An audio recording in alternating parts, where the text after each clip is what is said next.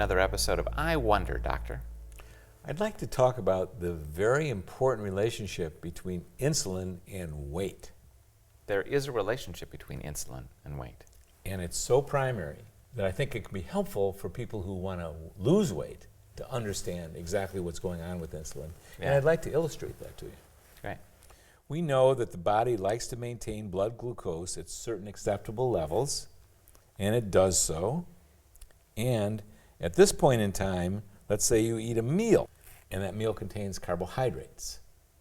Well, you eat the carbohydrates, you digest them gradually over time because the body is only genetically and evolutionarily used to complex carbohydrates that require digestion. Yeah. So gradually it gets broken down to the teeny tiny glucose particles, and those enter the bloodstream. Yeah. And at that point, the blood glucose starts to rise. Well, the body wants to do something with that elevated blood glucose, and it secretes a powerful hormone called insulin that has several functions. One of them is it causes the glucose that's in the blood to be able to enter into the cells. It actually signals the cell membrane to open up its doors, so to speak, to glucose.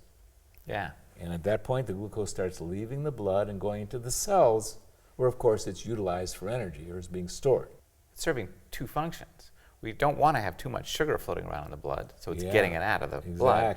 And it's putting it where we do need it in the cells. And insulin's the thing that's helping that happen. Precisely. Yeah. Now I want to give you a different scenario. Yeah. You drink a can of soda, a modern day phenomenon. Yeah. There are 10 teaspoons of sugar in that can of soda. Yeah. This doesn't require any digesting. So in this case, the blood glucose levels rise abruptly and very high levels. We call it spiking. Yeah. And what does the body do? It hasn't caught up genetically with simple carbohydrates. It thinks the blood glucose level is so high, must have had a huge meal. Well, let's put out a sufficient amount of insulin to handle this huge meal. Yeah. Get strict. That's right. Yeah. But it wasn't a huge meal. And the amount of insulin that's secreted is sufficient to get this large amount of glucose in the blood into the cells. Yeah. Well, there's more than the cell can burn for fuel. So what does the body do? Another important function of insulin is it wants to save things for rainy days. Yeah. So it sees there's too much, and it converts the extra glucose into a storage form called fat. I think I get this. I drank that soda, which floods my blood with sugar. Then my body squirts a whole bunch of insulin in there to take care of it, and whoa, that's a bad combination.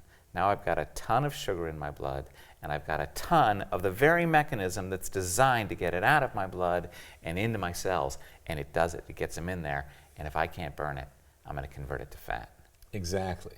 Yeah. And this leads to one of the biggest misconceptions in weight issues.